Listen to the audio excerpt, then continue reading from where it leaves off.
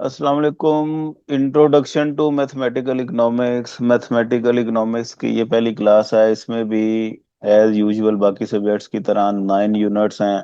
और अभी हमने यूनिट नंबर 1 से स्टार्ट करना है। इंट्रोडक्शन का यूनिट नंबर 1 है। ये आ गया जी। Introduction to mathematical economics. अब इंट्रोडक्शन टू मैथमेटिकल इकोनॉमिक्स में ये चीजें, nature of mathematical economics, mathematical model के इंग्रेडिएंट्स कौन कौन से होते हैं, real number, concept of set, relation function, types of function. सबसे पहले हमने कहानी स्टार्ट करनी है mathematical versus non mathematical economics.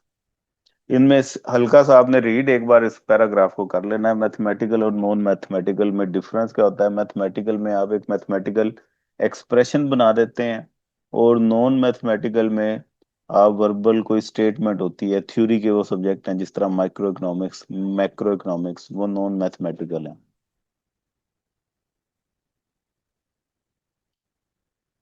Main topic सबसे पहला, nature of mathematical economics. Mathematical economics की नेचर क्या होती है। इसमें ये इसकी नेचर लिखी हुई है। The language use is more precise and concise. Number 2 पे है, there exist a wealth of mathematical theorem. Number 3 पे है, forcing us to state explicitly all our assumptions a prerequisite to the use of mathematical theorem। और last में है, it allows us to treat general and variable case. तो ये इसके सारी खसूसियात हैं जो मैथमेटिकल इकोनॉमिक्स में होती हैं। आगे कोई काम की चीज नहीं है। इधर आ जाए, मैथमेटिकल इकोनॉमिक्स वर्सेस इकोनोमेट्रिक्स। इसमें बेसिकली मैथ मैथ और इकोनोमेट्रिक्स का डिफरेंस बताया हुआ है। अब मैथ समझ लें कि इकोनोमेट्रिक्स का एक पोर्शन है। Econometrics is the combination of theoretical economics, mathematical economics and statistics for economics. इन तीनों चीजों को मिक्स करके आपस में कोलैबोरेट करके चल रही होती है। लेकिन मैथमेटिकल इकोनॉमिक्स का इकोनोमेट्रिक्स के साथ कोई ताल्लुक नहीं है। ये एक अपना सेपरेट एंटिटी है, और इसका सिर्फ ताल्लुक ये है कि इकोनॉमिक थ्योरी को मैथमेटिकल एक्सप्रेशंस में कन्वर्ट करता है ये। बस ये यहाँ तक ही है। तो ये इसका पहला पैराग्राफ आपने रीड कर लेना। ऊपर तो स्टैट के बारे में बताया हुआ है। मैथ का ये बताया हुआ है जी। Mathematical economics on the other hand refers to the application of mathematics to the purely theoretical aspects of economic analysis, with little or no more concern about such statistic problem as error of measurement of the variable under the study। इसका सिर्फ pure जो मकसद है, theoretical aspect है, economic theory को mathematical model में इसने convert करना होता है। स्टैटिस्टिकल एस्पेक्ट इसका नहीं है कि डाटा आपने कलेक्शन कहाँ से करनी है, डाटा कलेक्ट करके फार्मूला कौन सा लगाना है, ये इसका मकसद नहीं है।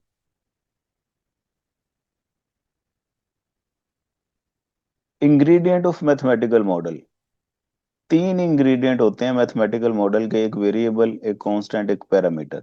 इन तीनों के बारे में हमें आइडिया है। पहले मैं दोबारा से बता देता हूँ। वेरिएबल बोलते हैं ऐसी क्वांटिटी जो टाइम टू टाइम अपनी वैल्यू चेंज करती रहती है, वो वेरिएबल है। इसकी डेफिनेशन ये लिखी हुई है, a variable is something whose magnitude can change, something that can take on different values।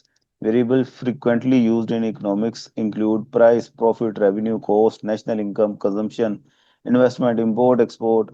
ये सारे वेरिएबल हैं। यहाँ तक कर लें, बाकी आगे वाला रहने दें।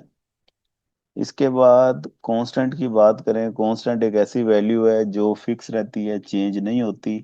अगले पैराग्राफ में ये इसकी डेफिनेशन आ गई। Constant is magnitude that does not change and is therefore the antithesis of a variable when a constant is। अच्छा, यहाँ तक ये हो गई। अब आगे कोफिशिएंट की डेफिनेशन है। कोफिशिएंट क्या होता है। When a constant is joined to variable it is often referred as coefficient. ठीक है।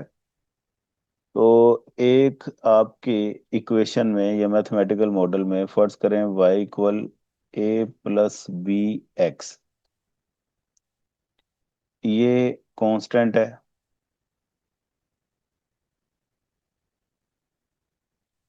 ये एक्स वेरिएबल है, ये बी ये कोफिशिएंट है।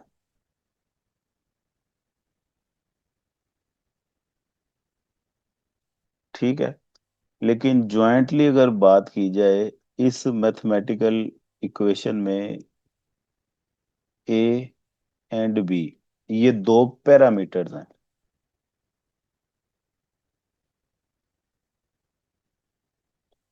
दो पैरामीटर्स यूज हुए हैं।